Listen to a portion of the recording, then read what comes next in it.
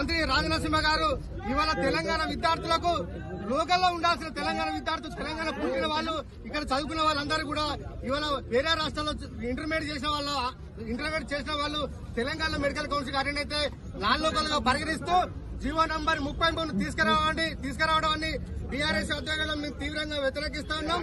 BRS party గత కొన్ని రోజులుగా దీని మీద అనేకమైన స్టేట్మెంట్ ఇచ్చినప్పుడు కూడా ఈ ప్రభుత్వంలో చెల్లడం లేదు. ఎందుకంటే ప్రైవేట్ మెడికల్ కాలేజీ తొత్తుగా వేరుస్తూ ఇక్కడ నాన్ లోకల్ అయిన తెలంగాణ బిడ్డలు యాజమాన్య కోటలో చేయని విధంగా ప్రైవేట్ కాలేజీలకు ఇవాళ కొమ్ము కాసే విధంగా ఇవాళ రాష్ట్ర ప్రభుత్వం వైఖరి ఇవాళ ఉంటుంది.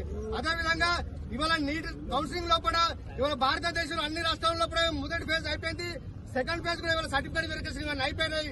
ఇవి అయినా కూడా తెలంగాణలో కనీసం ఇలా కౌన్సిలింగ్ నిర్వహించకపోవడం వల్ల తెలంగాణ విద్యార్థులు చాలా ఆందోళనకు గురవుతూ ఉన్నారు, చాలా నష్టపోయే పరిస్థితి ఉన్నది. ఈ లోపల తెలంగాణలో కొంతమంది ప్రైవేట్ యాజమాన్యాలు వాళ్ళు ఇవాళ రాష్ట్ర ప్రభుత్వంతో సంబంధం లేకుండా ఇవాళ డ్రీమ్ యూనివర్సిటీలు రావడం వల్ల తెలంగాణలో కరీంనగర్ నింపాల్సిన సీట్లు కూడా ఇవాళ పూర్తిగా ఇవాళ ప్రైవేట్ వాళ్ళ చేతిలో పోయే పరిస్థితి ఇవాళ కనిపిస్తున్నాయి.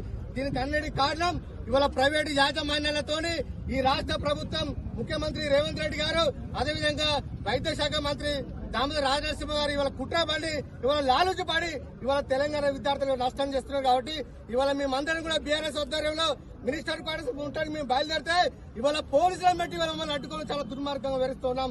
మేము మా సొంత కోరికలు కోరట్లేదు. తెలంగాణ విద్యార్థుల కోసం తెలంగాణ ప్రయోజనాలను కాపాడాలని చెప్పి జీవో నంబర్ 33 రద్దు చేయాలని చెప్పి ఇవాళ మేము డిమాండ్ చేస్తున్నాం.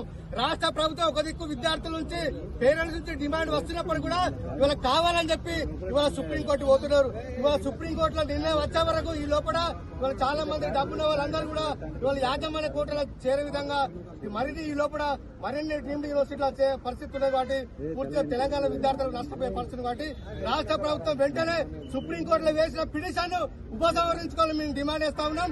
తొందరగా మెడికల్ కౌన్సిల్ నిర్వహించి 33 జీవోలు వెనక్కు తీసుకొని తెలంగాణ గడ్డమే విద్యార్థులతో ఈ కౌన్సిల్ నిర్వహించడానికి రాష్ట్ర ప్రభుత్వాన్ని డిమాండ్ చేస్తూ ఇప్పుడు మినిస్టర్ క్వార్టర్స్ బయలుదేరుతా ఉన్నాం.